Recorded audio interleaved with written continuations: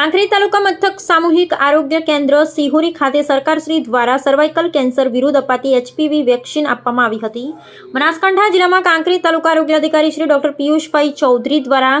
લોકોને HPV vaccine અંગે હાલમાં ફેલાઈ રહેલી અફવાઓથી દૂર રહેવા અપીલ કરવામાં આવેલ તથા રસી અને સાચું માર્ગદર્શન પૂરું પાડવામાં આવેલ તથા સરકારશ્રી દ્વારા આપવામાં આવતી રસીકરણની સેવાનો લાભ લેવા જનતાને અપીલ કરવામાં આવેલ। એચપીવી રસીકરણ કાર્યક્રમમાં THO Kankrej doctor Piyushbhai Chaudhary PHC Raner ના medical officer doctor Arvindbhai Vaghela ICTM PHS Chirag Patel તથા પીએચસી રાનેરના એફએચડબલ્યુ સીએચઓ એમપીએચડબલ્યુ તથા આશા બહેનો ઉપસ્થિત રહેલ હતા। અહેવાલ રામજીભાઈ રાયગોડ। રોજ કાંકરેજ તાલુકા આરોગ્ય તંત્ર દ્વારા સામૂહિક આરોગ્ય કેન્દ્ર શિવરી ખાતે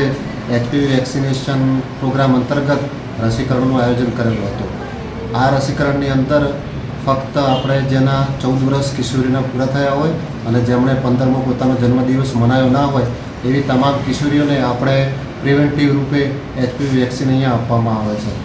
એચપીવી વેક્સિન જે છે એ ખાસ કરીને સ્ત્રીઓ માટે જે ગર્ભાશયના કેન્સર થતા હોય છે એને ભવિષ્યમાં આપણે અટકાવી શકાય એ હેતુથી સરકાર દ્વારા એક મુહિમ ચલાવવામાં આવી છે, જેની અંદર કાંકરેજ તાલુકાની અંદર અંદાજિત 2500 લાભાર્થીઓ છે કિશોરી, જે અંતર્ગત શિહોરીની અંદર 40 થી 50 લાભાર્થીઓ છે, જેના માટે ખાસ અહીંયા એક સેશનનું આયોજન કરેલ છે।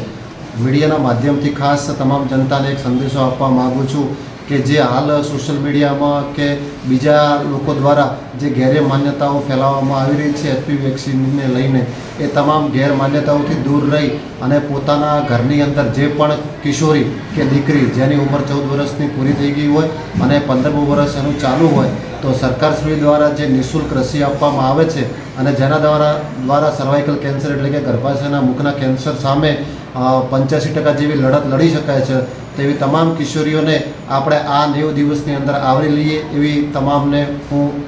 અપીલ કરું છું। જય હિન્દ।